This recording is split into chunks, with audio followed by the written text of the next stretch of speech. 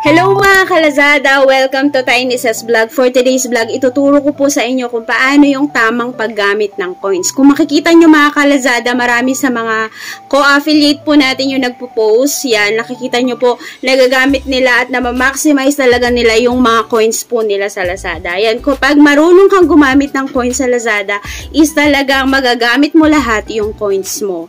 Ayan, ganito po yung gagawin natin mga kalazada. Magbibigay ako sa inyo ng sample. Ayan, makikita nyo po dito yung differences kapag marunong kang gumamit ng coins. So, yan, sample lang po mga kalazada. Yan, since naka-sale po yung Nike, sa Nike tayo magcha-checkout. Sample checkout lang mga kalazada.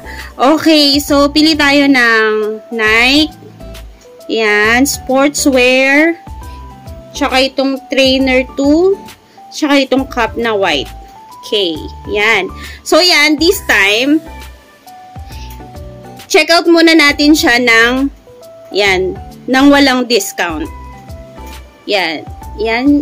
As in add to cart lang natin siya. Yan. So, yan.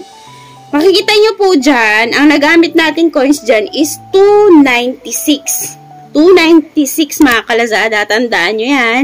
So, this time naman, ito yung gagawin natin. Okay, delete muna natin. Delete nyo muna siya. Ayan. Tapos, yan, punta tayo dito sa coins. Yan, account tapos coins. Tapos, dito natin hanapin yung mga item na i-check out natin. So, ito siya. Usually kasi kapag na-add to cart mo na siya, lalabas na siya dito. Yan. So, yan. Same item po yung i-add to cart natin mga kalazada. Yan. Tapos, next is yung cup. Hanapin natin yung cup. So, ito yung cup. Yan. Tapos, yan. Tapos, balik tayo dun sa, page. Sa cart natin. So, yan mga kalazada. So, check out. Yan. So, see, as you can see, 639 na siya mga kalazada. See, kanina 290 something lang siya. So, this time, 339. So, ganun po siya mga kalazada. Instead na i-add to cart mo siya doon sa search natin sa Lazada, gawin mo, punta ka muna doon sa coins. Yan, punta ka doon sa coins.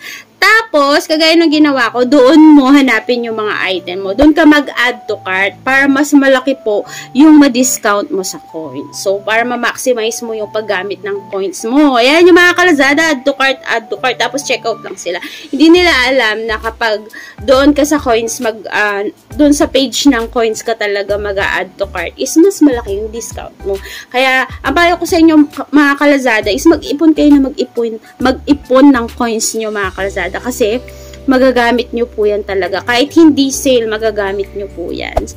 So, ayan mga kalazada, I hope natutunan nyo po yung tamang paggamit ng coins. For more video requests, yan, i-comment nyo po sa baba. At kapag mayroon po kayong mga katanungan about sa Lazada voucher, affiliate, ayan, as long as kaya ko po kayong tulungan, is magre-reach out po ako sa inyo sa comment section, o kaya naman, i-follow nyo po ako sa aking Facebook page. Nasa description box ko po yung aking page at mga social media account ko po. Ayan mga kalazada, thank you for watching. Have a great day.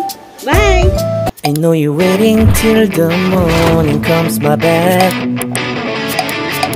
I just wanna be alone to feel free tonight. Told you so many times, don't wanna look back. Do I break your heart? What I feel inside, it burns me out. Each year she wonder how I leave you. There's no twist, it's my love.